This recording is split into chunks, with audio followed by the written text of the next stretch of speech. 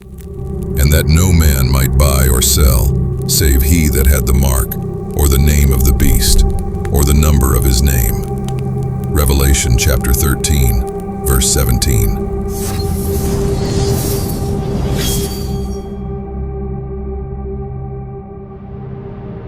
Revelation 13 presents a prophetic vision of end-time events, depicting symbolic beasts representing powers that challenge divine authority. This chapter outlines a crisis of global proportions, one that tests faith, transforms society, and calls believers to spiritual discernment and steadfastness. What we once read only in prophecy is now unfolding before our eyes. The world is changing rapidly. Nations are trembling. Economies are shaking. Energy prices are soaring. Supply chains are breaking. Fear is spreading. And the Bible already warned us this would happen. Revelation 13:17 declares, "No man might buy or sell, save he that had the mark." This is no longer just a distant prophecy. Step by step, the world is moving toward a system where buying and selling can be controlled, movement can be restricted, and personal freedoms can be tested. What is driving it all? Not just politics, not just wars, not just global conflict, but something every person depends on daily: energy, oil, food, and technology. A world in crisis. The fuel pandemic. Today, the world faces what many now call an energy crisis, a fuel pandemic. If fuel stops, everything stops. Transportation, food distribution, internet infrastructure, commerce, daily life itself. What happened during the COVID lockdowns showed the world how quickly systems can regulate travel, access, work, and daily activity during a time of crisis. The infrastructure already exists, yet the Bible described conditions like these long ago. Revelation 6:5 and 6. "And when he had opened the third seal, I heard the third beast say, 'Come and see.' And I beheld, and lo, a black horse, and he that sat on him had a pair of balances in his hand.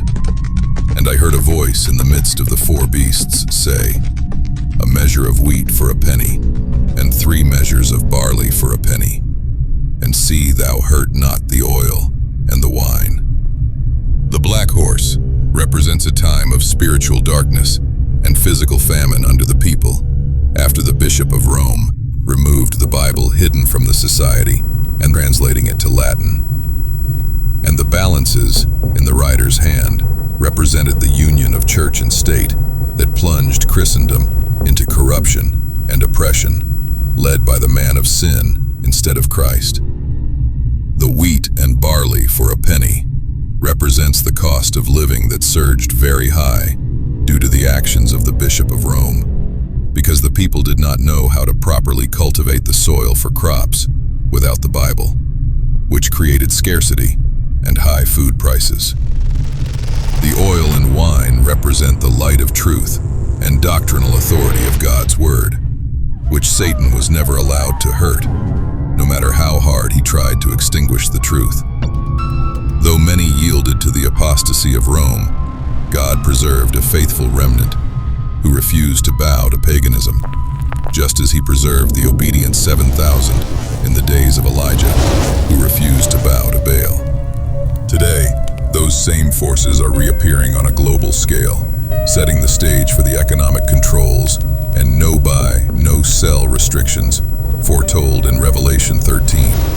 When food, supply, and daily necessities are placed under centralized control, the people themselves become dependent on the system. History has revealed this principle before. During the French Revolution, the rulers controlled the economy, while the common people struggled to afford bread. Social unrest pushed an entire nation into chaos. Prices increased, food became scarce, and survival depended on a broken system controlled by those in power. But the crisis extended far beyond economy.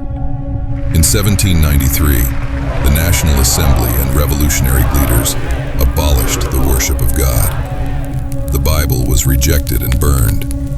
Human reason was exalted above divine revelation.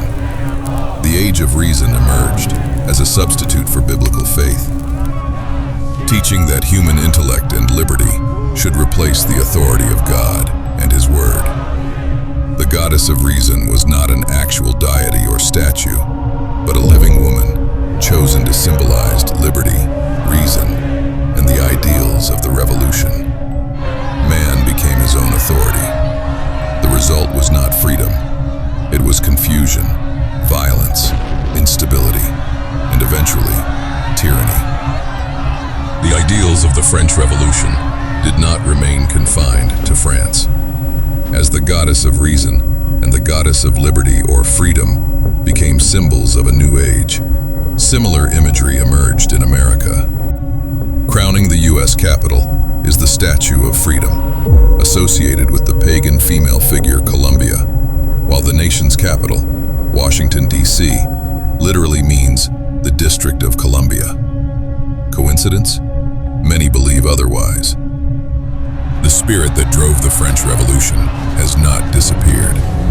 The worldwide dissemination of the same teachings that led to the French Revolution, all are tending to involve the whole world in a struggle similar to that which convulsed France.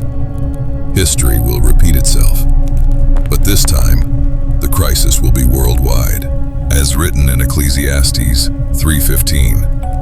That which hath been is now, and that which is to be hath already been, and God requireth that which is past. Because prophecy does not only tell the future, it shows patterns from the past. Fear leads to panic. Panic leads to government intervention. Intervention leads to control, and control eventually leads to enforcement. This is the prophetic pattern. History warns us what happens when societies reject truth and place trust only in human systems. But this time, the system is far more advanced. Digital monitoring, online dependence, global connectivity, artificial intelligence, and economic tracking. Never before has humanity possessed such powerful tools for centralized control. The final crisis will not begin as a debate about religion. It will begin as a crisis of survival. Will you stand when everything collapses? When food becomes scarce? When fuel is limited? When economies fail? And when religious freedom is suppressed? Many will be tempted to compromise principle for comfort and security. The book of Revelation warns that a time is coming when economic restrictions will be used to enforce allegiance. The issue will ultimately become one of worship, loyalty, and obedience to God. Yet in the middle of crisis, God gives hope. True security will not come from governments, wealth, technology, or supply systems. True security comes from faith in God. Throughout history, God has sustained those who trust Him. He fed Elijah during famine. He preserved Israel in the wilderness, and He has promised to care for His faithful people in the final crisis. Now is the time to prepare spiritually. Not tomorrow, not someday. Now. Before judgment falls, God calls His people to separate from corruption, deception, and spiritual compromise. This is not a message of fear. It is a message of awakening, a message of mercy, a message of preparation. The world is moving toward increasing economic control, energy crisis, global instability, and prophetic fulfillment. But the greatest question is this: will you stand? God has always preserved a faithful people. May we not only understand prophecy, but be spiritually prepared to endure the final crisis with courage, wisdom, and unwavering faith.